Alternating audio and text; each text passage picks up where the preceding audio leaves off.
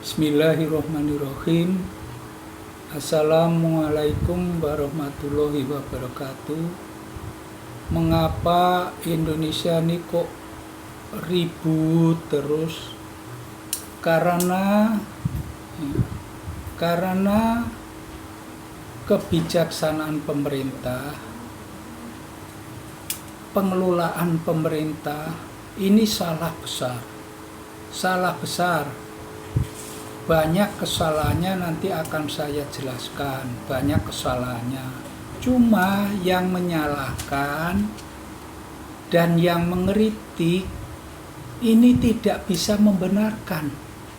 Baik yang kritik itu dari perorangan, dari oposisi, dari kelompok orang, ini tidak bisa membenarkan, hanya menyalahkan. Nah, ini sekarang akan saya coba apa kesalahan pemerintah dan apa solusinya. Ya, ini saya punya narasi, akan saya utarakan apa kesalahan dan apa solusinya.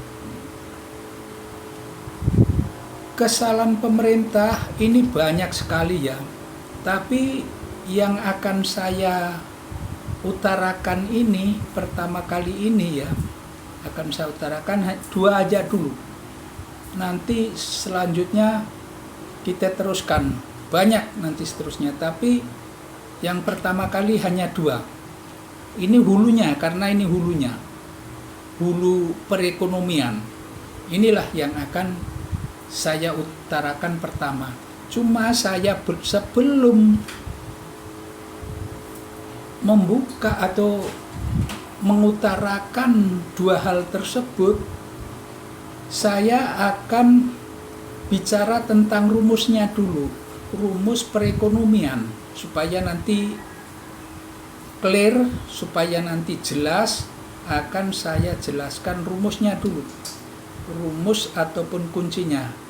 Rumus perekonomian itu ya, ini hanya sepele rumusnya tuh.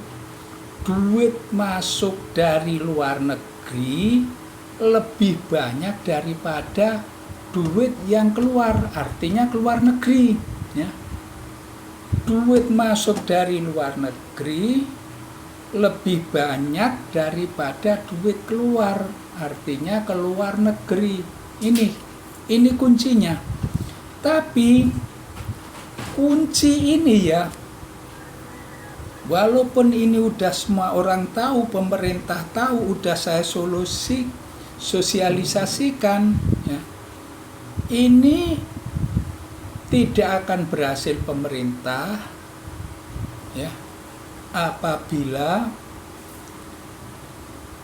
tidak dikawal dengan undang-undang perbankan, undang-undang kepabeanan atau perdagangan ya, undang-undang perpajakan, undang-undang pemakaian rupiah, undang-undang pemakaian uang asing. Nah, ini harus dikawal ini. Cuma undang-undang ini nanti akan saya ajukan kalau kita memang bisa duduk bersama satu meja. Artinya duduk bersama dengan pengelola negara ya. Baik itu presiden, baik itu oposisi yang menyalahkan, baik itu yang ngeritik, siapapun, ayo kita duduk bersama.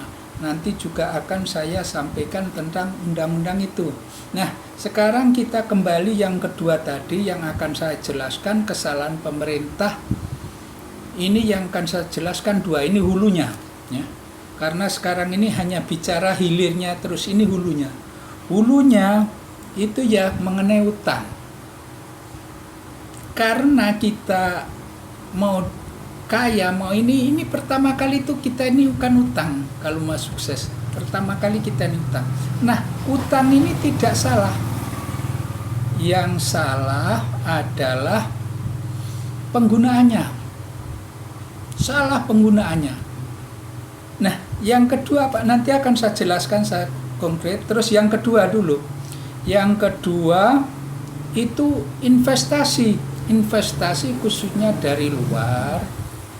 Ini investnya itu tidak salah, tapi perjanjiannya, apa yang harus kita investkan, itu yang kita investkan, yang salahnya tuh yang kita investkan, ini kesalahannya. Nah, ini kedua kali ini akan saya jelaskan secara konkret.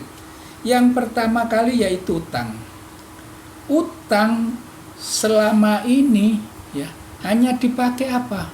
Dipakai infrastruktur, dipakai bantuan-bantuan ini itu ya. Pokoknya yang sifatnya tidak menggali potensi alam. Ya. Ini salah. Ya. Seharusnya bagaimana? Seharusnya utang itu dipakai, misalkan kita ini ada tambang, ya. Oh, saya punya tambang emas, saya utang dari luar negeri untuk menggali tambang emas, untuk menggali misalkan tambang minyak atau tambang itu energi itu, ya. Dan misalkan untuk tambang batu bara atau tambang gas, tambang lain-lainnya. Nah, kita misalkan utang begitu cair, kita terus untuk menggali misalkan tambang emas, misalkan tambang energi. Nah, tambang emas itu ya setelah kita gali hasilnya, kita ini jangan hanya dipakai sendiri, apalagi cuma emas. Sebagian besar itu dijual ke luar negeri. Duit masuk dari luar negeri, duit kita makin tambah. Ini kan selama ini ya, utang kita ini hanya dipakai untuk konsumsi. Jadi begitu utang cair, terus siklus perekonomian itu berputar gitu ya. Berputar ekonomi kita, duit kita ini muaranya ke importir. Jadi duit keluar lagi, habis lagi, utang lagi. Makanya itu tadi, misalkan untuk tambang minyak, tambang energi. Terus kita apalagi lebih bagus lagi kalau kita pakai energi baru, terus energi fosil kita jual ke luar negeri. Jadi duit masuk. Paling tidak misalkan kita nggali tambang energi satu hari 500 barrel umpamanya ya, kita hanya memakai 100 barrel. Kita harus menghemat, berakit-rakit ke hulu, berenang-renang ke tepian. Itu jadi duit itu ya, umpamanya tadi dapat satu hari 500 barrel, kita memakainya hanya 100 barrel. Pokoknya harus surplus. Jadi sisanya tuh jual ke luar negeri, duit masuk. Nah, inilah satu contoh yang banyak lain nanti juga bisa. Nanti apalagi kita umpamanya duduk satu meja akan bagus. Nah, sekarang mengenai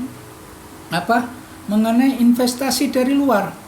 Investasi dari luar yang selama ini yang kita investkan ini, duit itu larinya ya begitu berhasil, duitnya itu dibawa lari ke luar negeri juga, bukan masuk.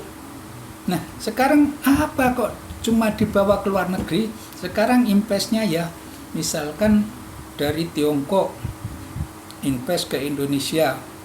Untuk apa? Untuk membuat besi baja umpamanya. Buat besi baja, kita Indonesia itu Tiongkok itu membuat pabrik besi baja di Indonesia. Habis itu dijual ke rakyat Indonesia, duit masuk ke perusahaan Tiongkok, dibawa ke luar negeri karena duit masuk ke perusahaan Tiongkok, dibawa ke luar negeri, bukan duit masuk. Nah, ini juga bermasalah. Inilah akan juga tidak akan berhasil, tidak akan tumbuh perekonomian.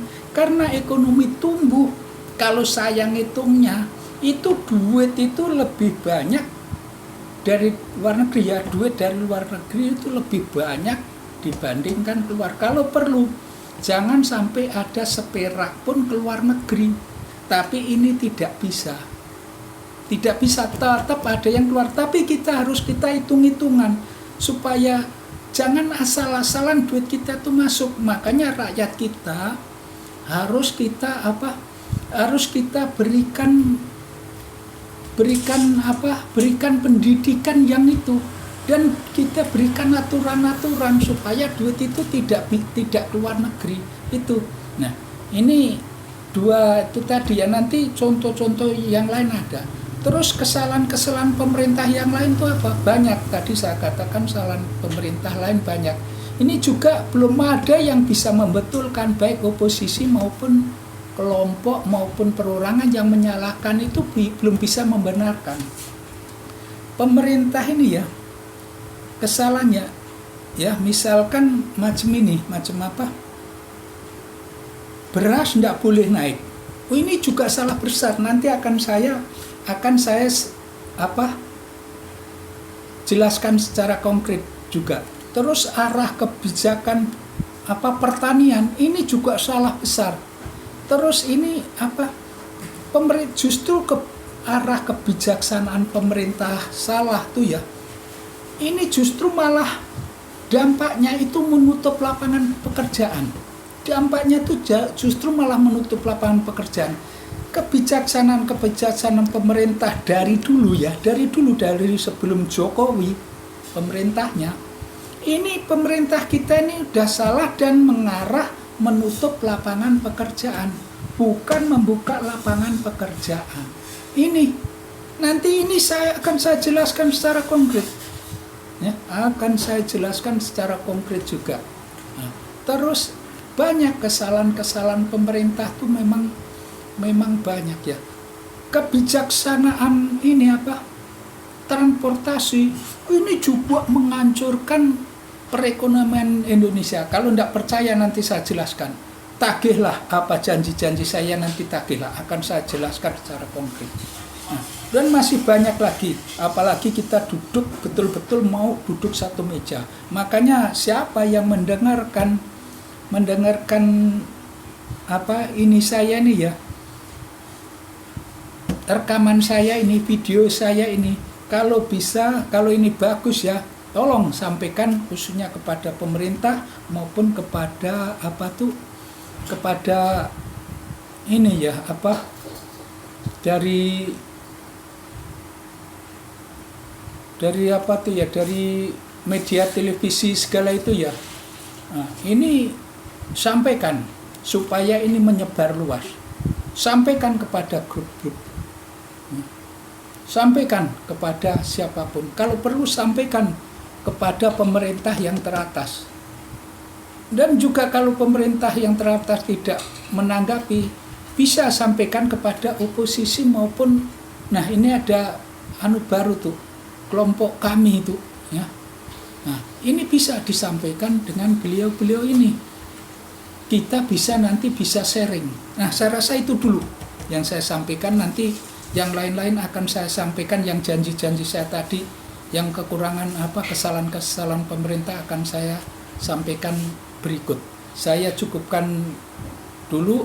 Assalamualaikum warahmatullahi wabarakatuh.